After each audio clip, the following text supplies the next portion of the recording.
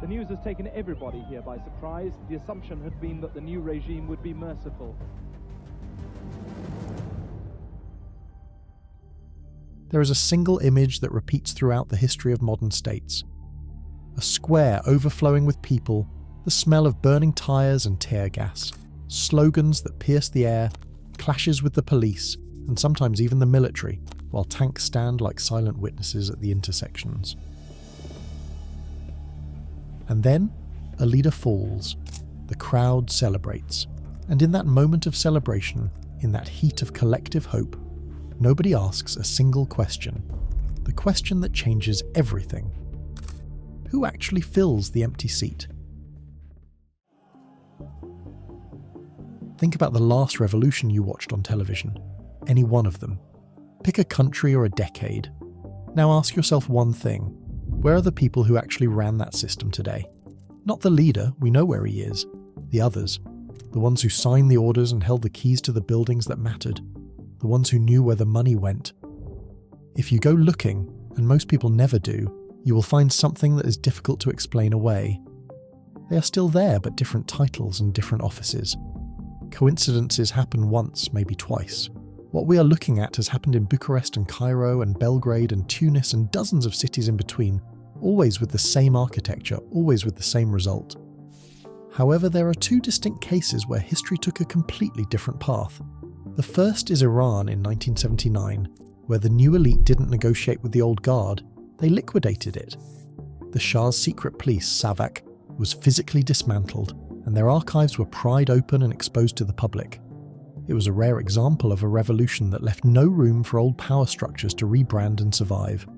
But there is no opposition to the regime, except those who are the terrorists. Yes, we have them. The second is East Germany, where citizens stormed the Stasi headquarters, rescuing the files from destruction. Germany became the only true example of lustration through absolute transparency. Every citizen was empowered to see exactly who betrayed them and who had been spying on them. As far back as the early 20th century, two Italians put forward a thesis that remains the most uncomfortable truth for any democracy to this day.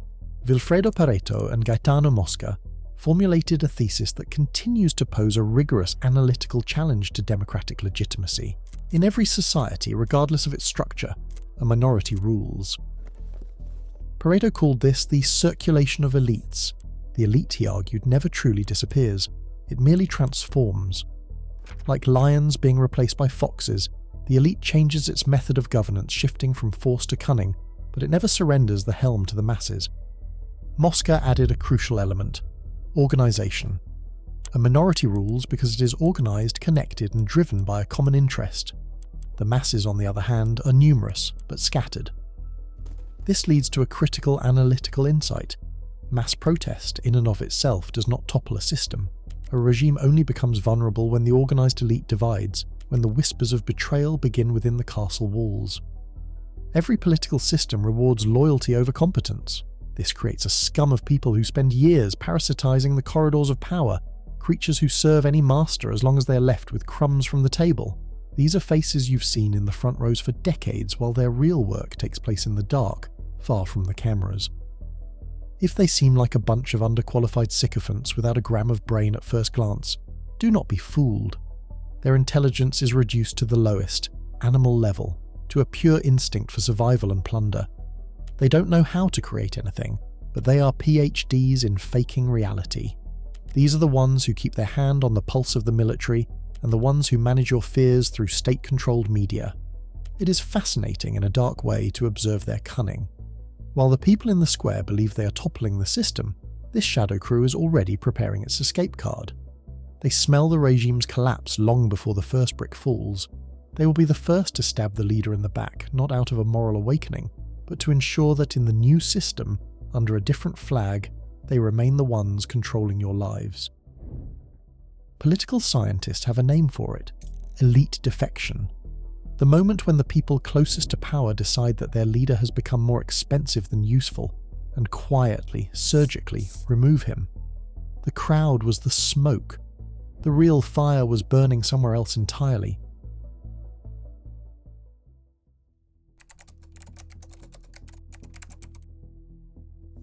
It all began in a hospital in Bucharest on December 21st, 1989. A man is having his leg put in a cast. The leg is perfectly healthy. In that seemingly trivial moment, one of the longest-standing dictatorships in Eastern Europe fell. 5 days earlier in Timișoara, Pastor Laszlo Tokes refused to vacate his apartment.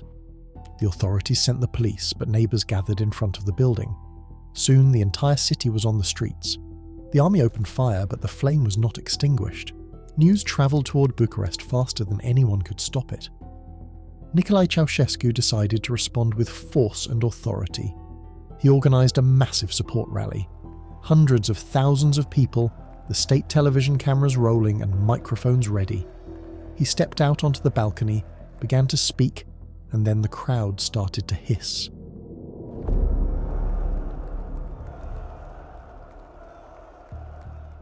There is a recording of that moment. Ceausescu stops mid-sentence. He raises his hand and waits for the crowd to quiet down, but the crowd does not quiet down. General Victor Stănculescu was neither a dissident nor an idealist.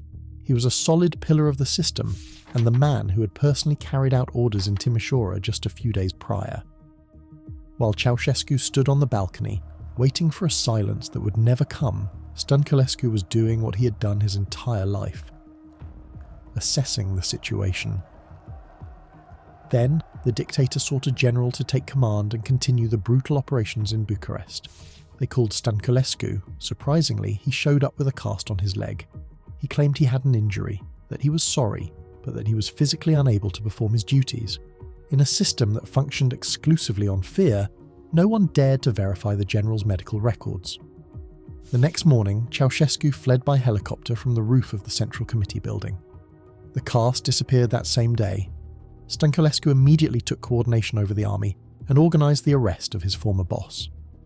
On Christmas Day, in less than an hour and a half, Nicolae and Elena Ceausescu were brought before a summary court and executed by firing squad in the courtyard of a barracks in Târgoviște. The footage of the execution was broadcast on television that same evening. That incredible speed of the process was pure surgery, not an act of revenge or rage. Every additional hour that Ceausescu spent alive meant the possibility of a conversation, and a conversation would inevitably lead to names. Who signed the execution orders? Who knew about the mass graves? Who was stealing state money and who exactly was ordering the executions? Victor Stănculescu was at the top of every one of those lists. The new government called itself the National Salvation Front, and the secret police archives remained closed for decades. Stănculescu was appointed Minister of Defence in the new so-called democratic government. The man who put a healthy leg in a cast became the Minister of the state he helped topple, only after realising it was the only way to survive his own past.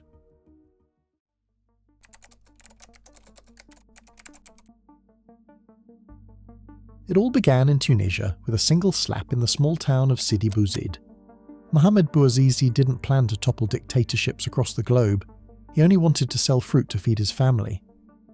When a policewoman confiscated his scales because he hadn't paid a bribe, and the system slammed its doors in his face, Bouazizi set himself on fire. That flame was the signal an entire region, weary from decades of humiliation, had been waiting for. The Arab Spring begins.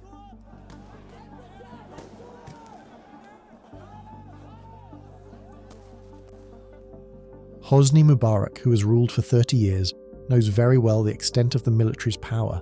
How could he not? He was a supreme Air Force commander who stepped out of his uniform and onto the head of the state. In Egypt, this is tradition. Ever since 1952, when the monarchy fell, the military has been more than just a defender of borders. It is the backbone of the state. But lulled by 3 decades of absolute power, Mubarak came to believe the state was his family business. He saw only one successor: his son, Gamal. Unlike his father, who was a soldier, Gamal represented the civilian face of the regime. He studied at the American University in Cairo and worked as a banker in London, a man who never wore a uniform. In the government hallways, among the officers who had spent decades building their power, he earned a nickname that said it all: the dunce son. As Tahrir Square boiled, the generals at headquarters did not look at the protesters with empathy. The culmination occurred on February 2nd, in what would be remembered as the Battle of the Camels. Mubarak's mercenaries charged into the protesters on horses and camels, wielding swords and whips. The military stood aside. Tanks were in the square, but their barrels remained cold. The soldiers did not lift a finger to protect Mubarak's thugs. It was a silent verdict. The world celebrated images of protesters spraying graffiti on tanks and kissing soldiers, believing that Egyptians were in a fight for freedom and democracy. But the generals were merely buying time. While people on Tahrir climbed onto armoured vehicles, deals were being made behind the scenes regarding the conditions under which Mubarak would be cut loose. They didn't stand with the people because they fell in love with democracy. They stood with the people to gain the legitimacy to tell Mubarak, "It's over." They used the revolution as a stage to ensure the elite secured their power.